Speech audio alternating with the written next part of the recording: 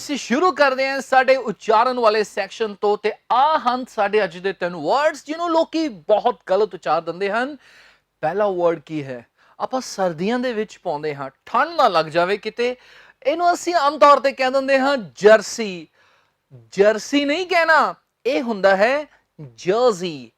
ਜੀ ਹਾਂ, ਇਹ ਹੈ ਜਰਸੀ। ਆਪਾਂ ਕਹਿੰਦੇ ਹਾਂ put on the jersey otherwise you may catch cold।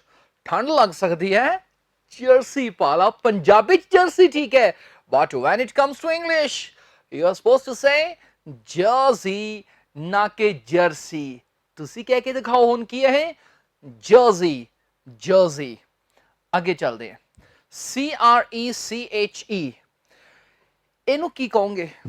ਬਹੁਤ ਲੋਕੀ ਨੂੰ ਬੋਲ ਦਿੰਦੇ ਹਨ ਕਰੈਚ। ਕਰੈਚ ਗਲਤ ਹੈ, ਸਹੀ ਉਚਾਰਨ ਹੈ क्रैश। क्रैश नहीं, क्रैश। Crash crash. कई स्टूडेंट सोचते हैं हुंदा की है सारे। देखो ਜਿਹੜੇ वर्किंग पेरेंट्स ਹੁੰਦੇ ਨੇ, ਕੰਮ ਤੇ ਚਲੇ ਜਾਂਦੇ ਨੇ, ਆਪਣੇ ਬੱਚਿਆਂ ਨੂੰ ਉਹ ਕ੍ਰੈਸ਼ ਦੇ ਵਿੱਚ ਐਡਮਿਸ਼ਨ ਕਰਵਾ ਦਿੰਦੇ ਨੇ, ਉੱਥੇ ਛੱਡ ਕੇ ਚਲੇ ਜਾਂਦੇ ਹਨ, ਉੱਥੇ ਉਹਨਾਂ ਦੀ ਦੇਖਭਾਲ ਹੁੰਦੀ ਹੈ। ਤੈਨੂੰ ਬਹੁਤ ਸਾਰੇ ਲੋਕ ਕਰੈਚ ਕਹਿ ਦਿੰਦੇ ਨੇ, ਕਹਿ ਦਿੰਦੇ ਨੇ ਜੀ ਅਸੀਂ ਆਪਣਾ ਬੱਚਾ ਕਰੈਚ ਚ ਪਾ ਲਿਆ ਜੀ, ਕਰੈਚ ਦੇ ਵਿੱਚੋਂ 5 ਵਜੇ ਲੈ ਕੇ ਆਉਣਾ ਹੈ। ਨੋ ਨਹੀਂ, ਕਰੈਚ ਨਹੀਂ ਕਹਿਣਾ ਤੁਸੀਂ ਅੱਜ ਤੋਂ ਬਾਅਦ। ਕੀ ਕਹਿਣਾ ਹੈ? ਕ੍ਰੈਸ਼। ਇਹਨੂੰ ਨਾ ਆਸਾਨ ਭਾਸ਼ਾ ਚ ਕਹੀਏ, ਇਹਨੂੰ ਬਾਲ ਘਰ ਵੀ ਕਹਿ ਦਿੰਦੇ ਆ ਆਪਾਂ। ਬਾਲ ਘਰ। ਸੁਣ ਲਓ ਬਸ, ਇਹ ਹੈ ਕ੍ਰੈਸ਼। ਚੱਲਦੇ ਆ ਇੱਥੇ। EXECUTE ਇਹਦੇ ਦੋ ਮੀਨਿੰਗ ਹੁੰਦੇ ਹਨ। ਇੱਕ ਤਾਂ ਇਹਦਾ ਮੀਨਿੰਗ ਹੁੰਦਾ ਹੈ ਫਾਂਸੀ ਦੇਣਾ, ਤੇ ਦੂਸਰਾ ਇਹਦਾ ਮੀਨਿੰਗ ਹੁੰਦਾ ਹੈ ਅੰਜਾਮ ਦੇਣਾ। ਡੋਂਟ ਵਰੀ, ਆਪਾਂ ਲਿਖਾਂਗੇ। ਇਹਨੂੰ ਬੋਲੋਗੇ ਕੀ?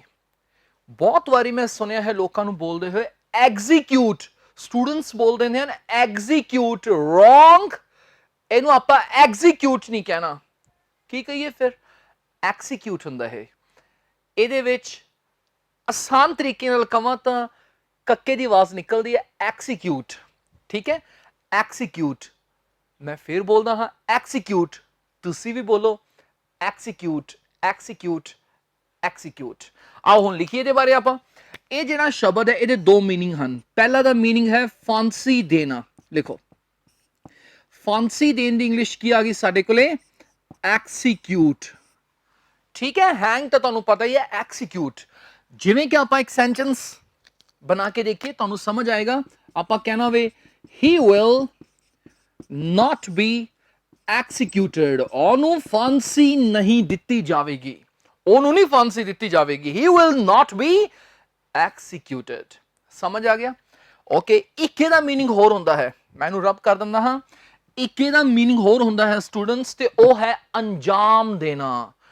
ਕਰਨਾ, ਕਿਸੇ ਕੰਮ ਨੂੰ ਪ੍ਰੈਕਟੀਕਲੀ ਕਰਨਾ, ਉਹਨੂੰ ਆਪਾਂ ਕੀ ਕਹਿ ਦਿੰਦੇ ਹਾਂ? ਅੰਜਾਮ ਦੇਣਾ। ਤਾਂ ਨੋਟ ਕਰ ਲਓ ਸਟੂਡੈਂਟਸ ਇੱਥੇ, ਅੰਜਾਮ ਦੇਣਾ। ਅੰਜਾਮ ਦੇਣਾ। ਹੁਣ ਇਹਦੇ ਬਾਰੇ ਆਪਾਂ ਐਗਜ਼ਾਮਪਲਸ ਪੜ੍ਹਦੇ ਹਾਂ। ਮੰਨ ਲਓ ਮੈਂ ਇਹ ਕਹਿਣਾ ਹੋਵੇ ਮੇਰੇ ਦਿਮਾਗ ਦੇ ਵਿੱਚ ਇੱਕ ਪਲਾਨ ਹੈ, ਪਰ ਨਾ ਮੈਂ ਉਹਨੂੰ ਕੁਝ ਕਾਰਨਾਂ ਕਰਕੇ ਅੰਜਾਮ ਨਹੀਂ ਦੇ ਪਾ ਰਿਹਾ, ਮਤਲਬ ਉਹਨੂੰ ਕਰ ਨਹੀਂ ਪਾ ਰਿਹਾ ਪ੍ਰੈਕਟੀਕਲੀ। ਤਾਂ ਮੈਂ ਕਹੂੰਗਾ I have a plan in my mind, but I'm unable to execute that plan. I can't execute that plan because of some reasons। ਚਲੋ ਲਿਖਦੇ ਆਪਾਂ ਇੱਕ ਸੈਂਟੈਂਸ, ਸਿੰਪਲ ਜਿਹਾ ਇੱਕ ਸੈਂਟੈਂਸ ਲਿਖ ਲਿਆ ਤਾਂ ਕਿ ਸਮਝ ਆ ਜਾਏ। I cannot, ਵੈਸੇ ਸਪੋਕਨ ਦੇ ਵਿੱਚ ਆਪਾਂ ਇਹਨੂੰ ਕੀ ਕਹਿ ਦੇਵਾਂਗੇ? I can't। can ਤੇ not ਹਮੇਸ਼ਾ ਇਕੱਠੇ ਨੇ। I can't execute, I can't execute that plan। ਇਹ ਬਣ ਗਿਆ। execute means ਅੰਜਾਮ ਦੇਣਾ। ਚਲੋ ਹੋਰ ਐਗਜ਼ਾਮਪਲਸ ਕਰਦੇ ਹਾਂ। ਕ੍ਰਿਕਟ ਦੇ ਵਿੱਚ ਬਹੁਤ ਕੰਮ ਆਉਂਦਾ ਹੈ। ਆਪਾਂ ਕਹਿਣਾ ਵੇ ਇੰਡੀਅਨ ਬਾਲਰਸ ਨੇ ਆਸਟ੍ਰੇਲੀਅਨ ਬੱਲੇਬਾਜ਼ਾਂ ਨੂੰ, ਆਸਟ੍ਰੇਲੀਅਨ ਬੈਟਸਮੈਨ ਨੂੰ ਆਊਟ ਕਰਨ ਲਈ ਕਾਫੀ ਯੋਜਨਾਵਾਂ ਬਣਾਈਆਂ ਸੀ, ਤੇ ਇੰਡੀਅਨ ਬਾਲਰਸ ਨੇ ਉਹਨਾਂ ਪਲਾਨਸ ਨੂੰ ਬਹੁਤ ਵਧੀਆ ਤਰੀਕੇ ਨਾਲ ਐਕਸੀਕਿਊਟ ਕੀਤਾ ਮੈਚ ਦੇ ਵਿੱਚ, ਤੇ ਇੰਡੀਆ ਮੈਚ ਜਿੱਤ ਗਿਆ। Indian bowlers executed their plans। Plans ਨੂੰ execute ਕਰਨਾ ਮਤਲਬ plans ਨੂੰ ਅੰਜਾਮ ਦੇਣਾ। ਅੱਛਾ, ਇੱਕ ਹੋਰ ਐਗਜ਼ਾਮਪਲ ਦਿੰਦਾ ਹਾਂ। ਕ੍ਰਿਕਟ ਦੇ ਵਿੱਚ ਤੁਸੀਂ ਨੋਟ ਕਰੋਗੇ, ਕਈ ਵਾਰ ਕਮੈਂਟਰੀ ਦੇ ਵਿੱਚ ਬੋਲਦੇ ਹਨ मैं बोल के दिखाऊंगा हाँ ओके कैनन और Virat Kohli executed a beautiful shot to the third man की क्या मैं Virat Kohli executed a beautiful shot to the third man cricket the term है execute a shot Virat Kohli ਨੇ ਬਹੁਤ ਵਧੀਆ ਇੱਕ ਸ਼ਾਟ ਨੂੰ ਅੰਜਾਮ ਦਿੱਤਾ ਸ਼ਾਟ ਨੂੰ ਅੰਜਾਮ ਦੇਣ ਦਾ ਮਤਲਬ ਸ਼ਾਟ ਨੂੰ ਖੇਡਣਾ ਮੈਂ ਫਿਰ ਆਸਾਨ ਭਾਸ਼ਾ ਚ ਕਹਿ ਦਿੰਦਾ ਹਾਂ ਜਿਵੇਂ ਆਪਾਂ ਕਹਿਣਾ ਹੋਵੇ Virat Kohli played a beautiful shot played a beautiful shot ਦੀ ਬਜਾਏ ਕੀ ਕਹਤਾ ਉਹਨਾਂ ਨੇ ਸਪੋਕਨ ਦੇ ਵਿੱਚ Virat Kohli executed a beautiful shot ਕਿਸੇ ਸ਼ਾਟ ਨੂੰ ਅੰਜਾਮ ਦੇਣਾ ਮਤਲਬ ਖੇਡਣਾ ਤਾਂ ਚਲੋ ਹੁਣ ਆਪਾਂ ਚੰਗੀ ਤਰ੍ਹਾਂ ਸਮਝ ਗਏ ਅੰਜਾਮ ਦੇਣਾ ਤੇ ਇਹਦਾ ਇੱਕ ਮੀਨਿੰਗ ਕੀ ਹੈ ਫਾਂਸੀ ਦੇਣਾ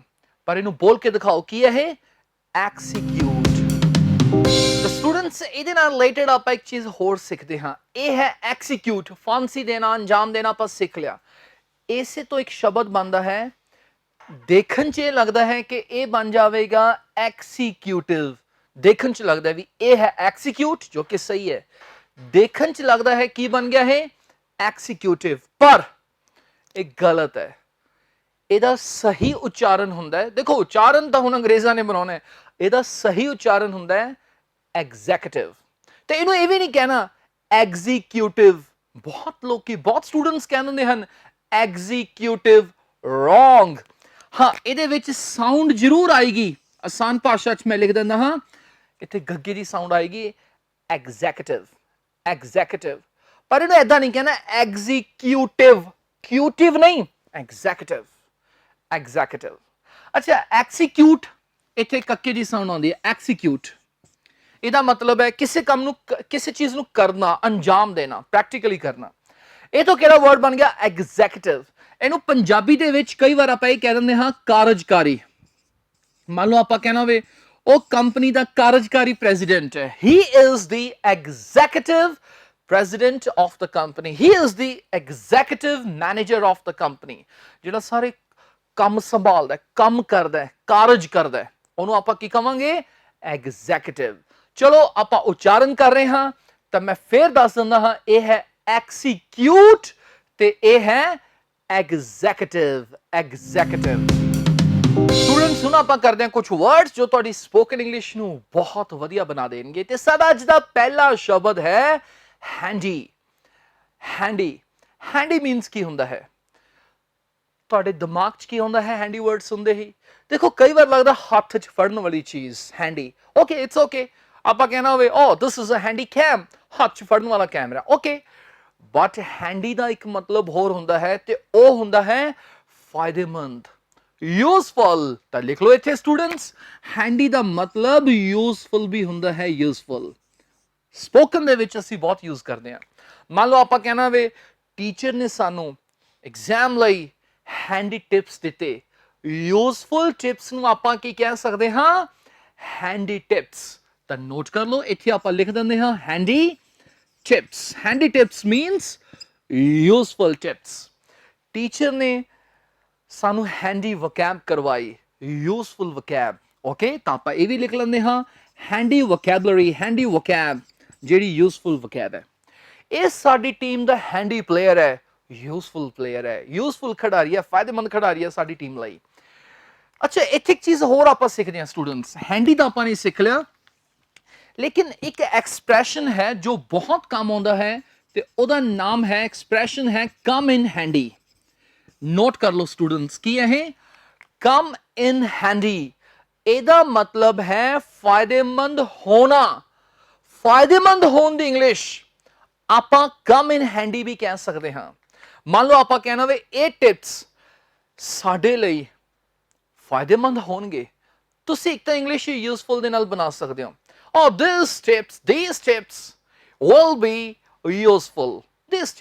useful ਤੁਸੀਂ ਯੂਜ਼ਫੁਲ ਕਹਿਣ ਦੀ ਬਜਾਏ ਪਤਾ ਕੀ ਕਹਿ ਸਕਦੇ ਹੋ ਆ ਯੂਜ਼ ਕਰ ਸਕਦੇ ਹੋ these tips will come in handy for us ਆਪਾਂ ਲਿਖ ਲੈਣੇ ਆ ਸੈਂਟੈਂਸ ਓਕੇ ਤਾਂ ਆਪਾਂ ਇਹ ਕਹਿ ਸਕਦੇ ਹਾਂ students these tips will come in handy these tips will come in handy for us. ਇਹ tips ਸਾਡੇ ਲਈ handy ਹੋਣਗੇ। ਤਾਂ expression ਯਾਦ ਰੱਖਣਾ ਹੈ come in handy। ਇੱਕ ਹੋਰ example ਲੈਂਦੇ ਹਾਂ। come in handy means useful ਹੋਣਾ। ਚਲੋ ਆਪਾਂ ਇੱਕ ਹੋਰ ਐਗਜ਼ਾਮਪਲ ਲੈਂਦੇ ਹਾਂ ਤਾਂ ਕਿ ਸਾਨੂੰ ਇਹ ਐਕਸਪ੍ਰੈਸ਼ਨ ਚੰਗੀ ਤਰ੍ਹਾਂ ਯਾਦ ਹੋ ਜਾਵੇ। ਮੰਨ ਲਓ ਆਪਾਂ ਕਹਿਣਾ ਹੋਵੇ that extra money, ਜਿਹੜੀ ਉਹ ਐਕਸਟਰਾ ਮਨੀ ਸੀ came in handy for us। came in handy for us ਦਾ ਮਤਲਬ ਸਾਡੇ ਲਈ ਫਾਇਦੇਮੰਦ ਹੋਈ। ਸ਼ੁਕਰ ਆ ਆਪਾਂ ਐਕਸਟਰਾ ਪੈਸੇ ਲੈ ਕੇ ਸਾਡੇ ਲਈ ਫਾਇਦੇਮੰਦ ਹੋਈ ਚੀਜ਼। ਪਾਸਟ ਦੇ ਵਿੱਚ ਆ ਗਿਆ that extra money came in handy for us। ਤਾਂ ਭੁੱਲਿਓ ਨਾ ਹੁਣ come in handy means फायदेमंद होना। नेक्स्ट वर्ड इज एजी। एजी का मतलब हुंदा है नर्वस, घबराया होया। ओके लिख लेने आपां एजी मीन्स नर्वस। ते तुहानूं दस्सिया है पुराने लैक्चर्स दे विच स्टूडेंट्स नर्वस दी एक शॉर्ट फॉर्म भी हुंदी है ते ओह है नर्वी। आपां कहना वे ओ I am feeling nervy, I am feeling nervous. ते हुण तुसीं ਇਹ ਵੀ ਕਹਿ ਸਕਦੇ ਹੋ आई एम फीलिंग एजी। कई बार आपां पुछदे हां कि तू नर्वस फील कर रहा है, आर यू फीलिंग नर्वस। कहने की बजाय कोई ये भी कह सकता है आर यू फीलिंग एजी। तो आप समझ गए हुण एजी मीन्स की हुंदा है नर्वस। जिवें आप कहना वे ओ I was feeling edgy before the interview. Interview तो पहला मैं एजी महसूस कर रहा सी, मतलब मैं घबराया होया महसूस कर रहा सी, पता नहीं की होवेगा इंटरव्यू दे विच। तो लिख लो सेंटेंस, तुहाडे याद रह जाएगा। तो लिखो students I was feeling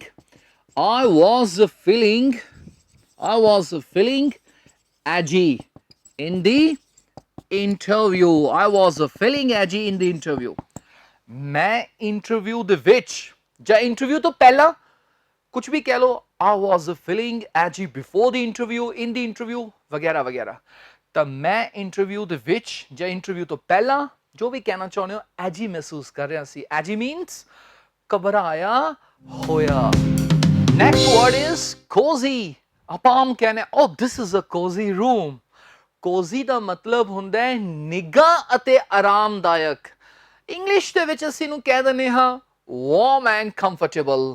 warm and comfortable। ਚਲੋ ਆਪਾਂ ਲਿਖ ਲੈਨੇ ਇੱਥੇ warm and comfortable। ਤੇ ਤੁਹਾਨੂੰ ਯਾਦ ਹੋਵੇ ਸਟੂਡੈਂਟਸ ਕੰਫਰਟੇਬਲ ਦੀ ਆਪਾਂ ਸ਼ਾਰਟ ਫਾਰਮ ਵੀ ਪੜ੍ਹੀ ਸੀ ਤੇ ਉਹ ਹੁੰਦੀ ਹੈ comfy। comfy, I'm feeling comfy। ਚਲੋ ਆਪਾਂ ਹੁਣ ਕੋਜ਼ੀ ਨੂੰ ਪੜ੍ਹਦੇ ਹਾਂ। ਕੋਜ਼ੀ ਮੀਨਸ ਨਿੱਘਾ ਅਤੇ ਆਰਾਮਦਾਇਕ।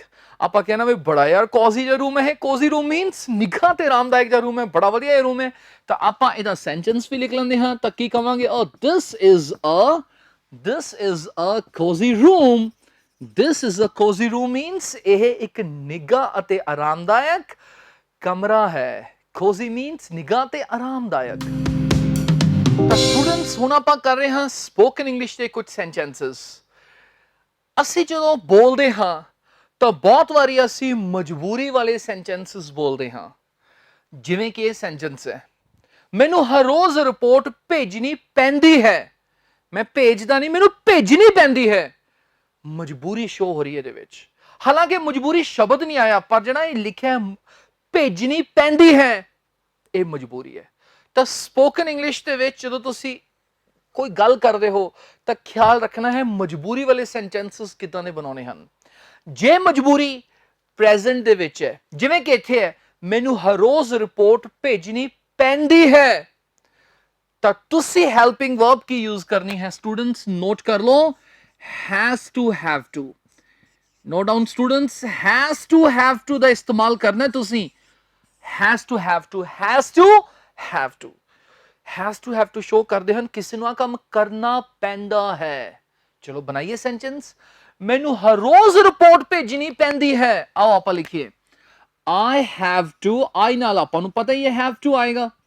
I have to ਤੋਂ ਬਾਅਦ ਕਿਹੜੀ ਫਾਰਮ ਲੱਗੇਗੀ ਫਰਸਟ ਫਾਰਮ। to ਤੋਂ ਬਾਅਦ first farm. I have to send the report daily। हाँ ਇਹ daily शब्द ਜ਼ਰੂਰੀ ਨਹੀਂ ਤੁਸੀਂ ਲਾਸਟ ਤੇ ਲਿਖਣਾ ਹੈ। ਸਟਾਰਟਿੰਗ 'ਚ ਵੀ ਲਿਖ ਸਕਦੇ ਸੀ, ਇੱਥੇ ਵੀ ਲਿਖ ਸਕਦੇ ਸੀ I have to daily send the report। daily I have to send the report। ਉਹ ਕੋਈ ਇਸ਼ੂ ਨਹੀਂ। ਤਾਂ ਆਪਾਂ ਨੇ ਸਿੱਖਿਆ ਮਜਬੂਰੀ ਆ ਜਾਵੇ ਸਪੋਕਨ 'ਚ ਇਹੋ ਜਿਹੇ ਸੈਂਟੈਂਸਸ ਕਿ ਇਹਨਾਂ ਨੂੰ ਮਜਬੂਰੀ ਵਾਲੇ ਤਾਂ has to have to ਨਾਲ ਬਣਾਉਣੇ ਹਨ। ਆਓ ਅੱਗੇ ਚਲੀਏ। ਸਾਨੂੰ ਉਸਦੇ ਤਾਨੇ ਸੁਣਨੇ ਪਏ, ਅਸੀਂ ਸੁਣੇ ਨਹੀਂ, ਸਾਨੂੰ ਸੁਣਨੇ ਪਏ, ਮਜਬੂਰੀ ਹੈ ਵੀ ਪਾਸਟ ਦੇ ਵਿੱਚ। ਉਹਨੂੰ ਜਲਦੀ ਹੀ ਅੱਗ ਬੁਝਾਉਣੀ ਪਵੇਗੀ, ਬੁਝਾਉਣੀ ਪਵੇਗੀ, ਮਜਬੂਰੀ ਹੈ। ਬੁਝਾਓਗੇ ਉਹਨੂੰ, ਬੁਝਾਉਣੀ ਪਵੇਗੀ, ਮਜਬੂਰੀ ਫਿਊਚਰ ਦੇ ਵਿੱਚ। ਤਾਂ ਮਜਬੂਰੀ ਪ੍ਰੈਜ਼ੈਂਟ 'ਚ ਹੋ ਸਕਦੀ ਹੈ, ਪਾਸਟ 'ਚ ਹੋ ਸਕਦੀ ਹੈ, ਫਿਊਚਰ 'ਚ ਹੋ ਸਕਦੀ ਹੈ। ਤੇ ਹਰੇਕ ਦੇ ਲਈ ਹੈਲਪਿੰਗ ਵਰਬਸ ਅਲੱਗ ਨੇ, ਤਾਂ ਤੁਸੀਂ ਧਿਆਨ ਰੱਖਣਾ ਸਪੋਕਨ ਦੇ ਲਈ। ਸਾਨੂੰ ਉਸਦੇ ਤਾਨੇ ਸੁਣਨੇ ਪਏ, ਪਾਸਟ ਹੈ। ਜੇ ਪਾਸਟ ਵਿੱਚ ਮਜਬੂਰੀ ਆ ਜਾਵੇ ਤਾਂ ਸਟੂਡੈਂਟਸ ਆਪਾਂ ਹੈਲਪਿੰਗ ਵਰਬ ਕਿਹੜੀ ਲਿਖਣੀ ਹੈ? Head to. ਨੋਟ ਕਰ ਲਓ ਕਿਹੜੀ ਹੈਲਪਿੰਗ ਵਰਬ ਦਾ ਇਸਤੇਮਾਲ ਕਰਨਾ ਸਟੂਡੈਂਟਸ ਆਪਾਂ ਨੇ? Had to.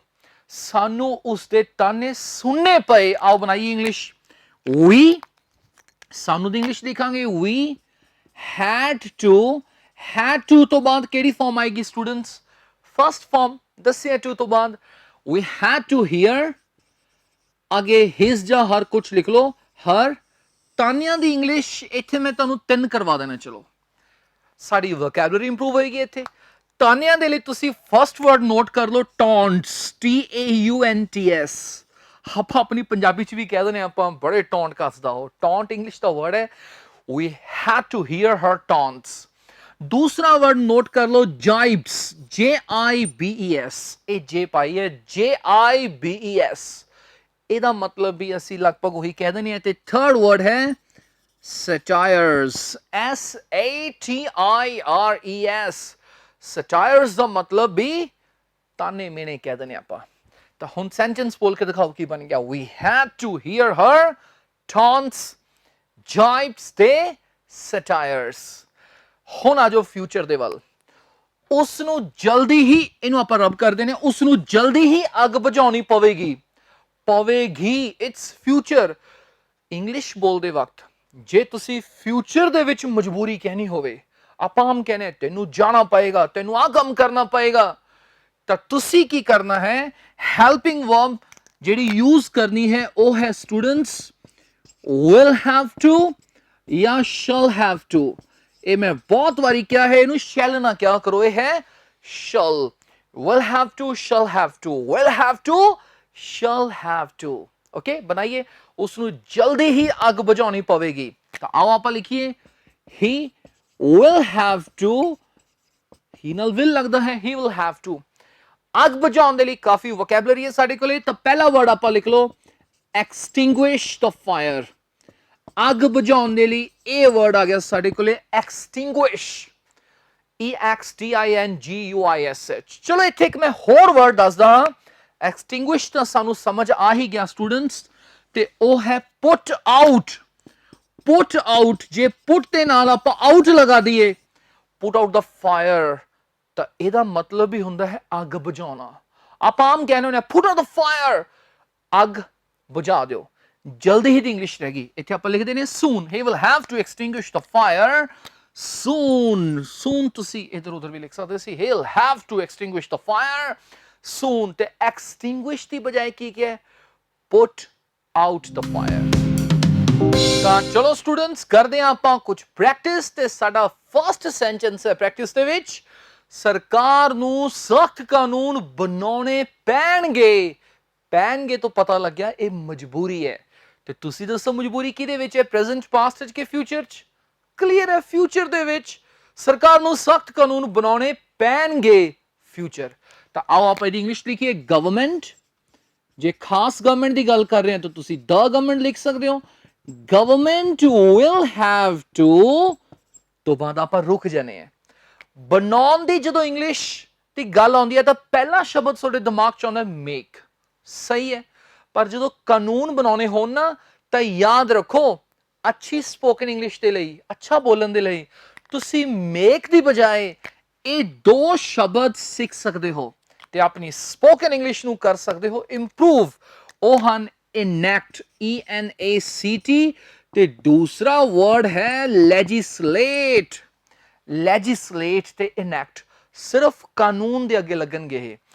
Government will have to enact ਜਾਂ legislate। ਸਖਤ ਕਾਨੂੰਨ ਦੀ ਇੰਗਲਿਸ਼ ਕੀ ਹੁੰਦੀ ਹੈ? ਹੁਣ ਸਖਤ ਸ਼ਬਦ ਸੁਣਦੇ ਹੀ ਦਿਮਾਗ ਚ ਆਉਂਦਾ ਹੈ ਹਾਰਡ, ਸਟ੍ਰਿਕਟ। ਸਹੀ ਹੈ, ਪਰ ਲਾਜ਼ ਦੇ ਅੱਗੇ ਯਾਦ ਰੱਖੋ ਇੱਕ ਸ਼ਬਦ ਹੋਰ ਹੈ ਜੋ ਬਹੁਤ ਚੱਲਦਾ ਹੈ ਤੇ ਉਹ ਹੈ stringent, stringent, stringent laws, ਸਖਤ ਕਾਨੂੰਨ। ਤਾਂ ਮੈਨੂੰ ਬੋਲ ਕੇ ਦਿਖਾਓ ਸੈਂਟੈਂਸ ਕੀ ਬਣ ਗਿਆ? Government will have to enact stringent laws।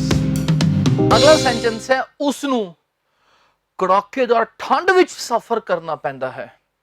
ਪੈਂਦਾ ਹੈ ਤੋਂ ਪਤਾ ਲੱਗਿਆ ਇਹ ਪ੍ਰੈਜ਼ੈਂਟ ਦੀ ਗੱਲ ਹੈ। ਤੁਸੀਂ ਪ੍ਰੈਜ਼ੈਂਟ 'ਚ ਕਹਿਣਾ ਹੋਵੇ ਉਸ ਨੂੰ ਕੜਾਕੇਦਾਰ ਠੰਡ ਵਿੱਚ ਸਫ਼ਰ ਕਰਨਾ ਪੈਂਦਾ ਹੈ ਤਾਂ ਆਪਾਂ ਸਪੋਕਨ ਇੰਗਲਿਸ਼ ਕੀ ਯੂਜ਼ ਕਰਾਂਗੇ? ਹੈਜ਼ ਟੂ ਜਾਂ ਹੈਵ ਟੂ। ਆਓ ਆਪਾਂ ਲਿਖੀਏ he has to travel in the ਕੜਾਕੇਦਾਰ ਠੰਡ ਨੂੰ ਕੀ ਕਵਾਂਗੇ ਆਪਾਂ ਜੇ ਕੋਈ ਕੜਾਕੇਦਾਰ ਠੰਡ ਹੈ? bone biting cold, bone biting cold, bones ਨੂੰ ਬਾਈਟ ਕਰਨ ਵਾਲੀ cold। bone biting ਤੋਂ ਬਿਨਾਂ ਤੁਸੀਂ ਇਹ ਵੀ ਕਹਿ ਸਕਦੇ ਹੋ bone chilling cold, bones ਨੂੰ chill ਕਰਨ ਵਾਲੀ ਠੰਡ। ਚਲੋ ਇੱਕ ਹੋਰ ਲਿਖ ਲੈਨੇ ਆਪਾਂ shivering cold, shiver ਹੁੰਦਾ ਹੈ ਕੰਬਣਾ, ਸੋ ਕੰਬਾ ਛੇੜਨ ਵਾਲੀ ਠੰਡ shivering cold। he has to travel, ਉਹਨੂੰ travel ਕਰਨਾ ਪੈਂਦਾ ਹੈ in the bone biting cold, in the bone chilling cold ਜਾਂ in the shivering cold। ਸਾਨੂੰ ਸਾਰੇ ਦੋਸਤਾਂ ਅਤੇ ਰਿਸ਼ਤੇਦਾਰਾਂ ਨੂੰ ਸੱਦਣਾ ਪਿਆ। ਆਓ ਬਣਾਈਏ ਇੰਗਲਿਸ਼। we ਸੱਦਣਾ ਪਿਆ ਪਾਸਟ ਦੀ ਗੱਲ ਹੈ। ਸੱਦਿਆ ਨਹੀਂ, ਸੱਦਣਾ ਪਿਆ, ਮਜਬੂਰੀ। had to spoken 'ਚ ਖਿਆਲ ਰੱਖਣਾ ਹੈ। we had to invite all ਦੋਸਤਾਂ ਤੇ ਰਿਸ਼ਤੇਦਾਰਾਂ ਨੂੰ ਆਪਾਂ ਇੱਕ ਤਾਂ ਕਹਿ ਦੇਵਾਂਗੇ friends and relatives, ਪਰ ਇੱਕ ਮੈਂ ਸਪੋਕਨ ਇੰਗਲਿਸ਼ ਦੇ ਲਈ ਤੁਹਾਨੂੰ ਐਕਸਪ੍ਰੈਸ਼ਨ ਸਿਖਾਉਣਾ ਹਾਂ। friends and relatives ਦੀ ਬਜਾਏ ਤੁਸੀਂ ਕਹਿ ਸਕਦੇ ਹੋ kith and kin। ਅੱਛਾ ਇੱਕ ਚੀਜ਼ ਦਾ ਖਿਆਲ ਰੱਖਣਾ, ਇਹਨੂੰ ਕਦੇ ਵੀ ਐਦਾਂ ਨਹੀਂ ਕਹਿਣਾ kiths and kins, no। Competitive exams ਦੇ ਵਿੱਚ ਵੀ ਚੀਜ਼ ਪੁੱਛੀ ਜਾਂਦੀ ਹੈ kiths and kins, ਗਲਤ। kith and kin ਦਾ ਮਤਲਬ ਹੀ ਹੁੰਦਾ ਹੈ ਦੋਸਤ ਅਤੇ ਰਿਸ਼ਤੇਦਾਰ। we had to invite all kith and kin। ਸਾਨੂੰ ਵਾਰ-ਵਾਰ ਹਾਰਨ ਵਜਾਉਣਾ ਪਿਆ। ਮੰਨ ਲਓ ਕਾਰ ਦੇ ਹਾਰਨ ਦੀ ਗੱਲ ਕਰਦੇ ਆਪਾਂ, ਸਾਨੂੰ ਵਾਰ-ਵਾਰ ਹਾਰਨ ਵਜਾਉਣਾ ਪਿਆ। ਪਿਆ ਮੀਨਸ ਇਹ ਵੀ ਮਜਬੂਰੀ ਪਾਸਟ ਦੇ ਵਿੱਚ। ਤਾਂ ਆਓ ਆਪਾਂ ਲਿਖੀਏ we had to ਹਾਰਨ ਵਜਾਉਣ ਦੇ ਲਈ ਆਪਾਂ ਦੋ ਐਕਸਪ੍ਰੈਸ਼ਨ ਸਿੱਖਾਂਗੇ। ਇੱਕ ਤਾਂ ਲਿਖ ਲਓ we had to blow the horn, ਹਾਰਨ ਵਜਾਉਣ ਦੀ ਇੰਗਲਿਸ਼ blow ਕਰਨਾ। we had to blow the horn many times, ਕਈ ਵਾਰੀ। ਹੋਰ ਕੀ ਕਹਿ ਸਕਦੇ ਆਪਾਂ ਜੀ? ਇੱਥੇ blow ਦੀ ਬਜਾਏ ਤੁਸੀਂ honk ਸ਼ਬਦ ਯੂਜ਼ ਕਰ ਸਕਦੇ ਹੋ। ਮਾਡਰਨ ਇੰਗਲਿਸ਼ ਦੇ ਵਿੱਚ ਬਹੁਤ ਚੱਲਦਾ ਹੈ ਅੱਜ ਕੱਲ honk the horn। we had to honk the horn many times। honk ਸ਼ਬਦ ਤੁਸੀਂ ਆਮ ਦੇਖੋਗੇ ਸਕੂਲਸ ਕਾਲਜਸ ਦੇ ਅੱਗੇ ਬੋਰਡਸ ਤੇ ਲਿਖਿਆ ਹੁੰਦਾ ਕਈ ਵਾਰੀ don't honk। ਕਈ ਵਾਰੀ ਇਹਨਾਂ ਦੇ ਅੱਗੇ ਨਾ the horn ਵੀ ਨਹੀਂ ਲਿਖਿਆ ਹੁੰਦਾ, ਸਿੱਧਾ ਲਿਖਿਆ ਹੁੰਦਾ ਹੈ don't honk। ਤਾਂ ਹੁਣ ਸਮਝ ਲਿਓ ਜੇ ਕਦੇ ਪੜ੍ਹ ਲਓ don't honk means ਹਾਰਨ ਨਾ ਵਜਾਓ। we had to honk the horn ਜਾਂ blow the horn many times। ਤਾਂ ਆਖਰੀ ਸੈਂਟੈਂਸ ਹੈ ਸਰਕਾਰ ਨੂੰ ਕਰਜ਼ੇ ਵਿੱਚ ਡੁੱਬੇ ਹੋਏ ਕਿਸਾਨਾਂ ਦੀ ਮਦਦ ਕਰਨੀ ਪਵੇਗੀ। ਮਜਬੂਰੀ ਫਿਊਚਰ 'ਚ ਕਰਨੀ ਪਊਗੀ। ਆਓ ਆਪਾਂ ਲਿਖੀਏ government will have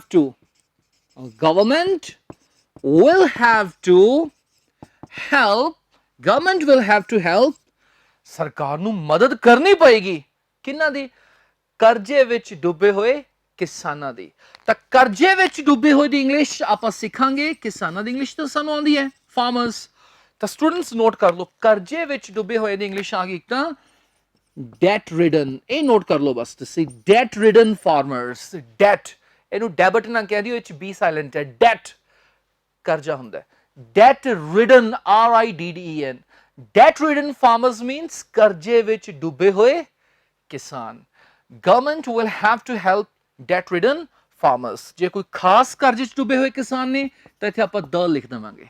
ਤਾਂ ਆਪਾਂ ਇਹ ਸਿੱਖਿਆ ਸਟੂਡੈਂਟਸ ਪ੍ਰੈਜ਼ੈਂਟ ਦੇ ਵਿੱਚ ਮਜਬੂਰੀ ਨੂੰ ਕਹਿਣਾ ਪੈ ਜੇ ਤਾਂ ਆਪਾਂ ਕੀ ਕਹਿਣਾ ਹੈ has to have to past ਵਿੱਚ ਕਹਿਣਾ ਪੈ ਜੇ had to ਫਿਊਚਰ ਦੇ ਵਿੱਚ will have to shall have to ਮੈਨੂੰ ਜਾਣਾ ਪੈਂਦਾ ਹੈ I have to go ਮੈਨੂੰ ਜਾਣਾ ਪਿਆ I had to go ਮੈਨੂੰ ਜਾਣਾ ਪਵੇਗਾ I shall have to go thank you very very much